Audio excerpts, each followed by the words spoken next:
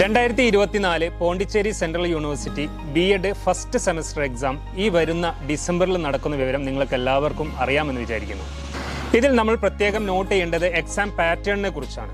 ഇതിൽ റിട്ടൺ എക്സാമിനേഷനും വരുന്നുണ്ട്, ഇന്റേണൽ മാർക്സും വരുന്നുണ്ട്. റിട്ടൺ എക്സാമിനേഷൻ 70 മാർക്കാണ്. അതിനെ 3 ആയിട്ട് തരംതിരിച്ചിട്ടുണ്ട്. 1 essay questions, 2 short answer, 3 objective type questions. ഈ essay ക്വസ്റ്റ്യൻസ് 4 എണ്ണമാണ് നമുക്ക് വരുന്നത്. അതിൽ 2 എണ്ണം ആൻസർ ചെയ്താൽ മതി, 10 മാർക്കിനാണ് വരുന്നത്. ഷോർട്ട് ആൻസർ ക്വസ്റ്റ്യൻസ് 10 എണ്ണമാണ് നമുക്ക് വരുന്നത്. അതിൽ 6 എണ്ണം അറ്റൻഡ് ചെയ്താൽ മതി, അത് 5 മാർക്കിനാണ് വരുന്നത്.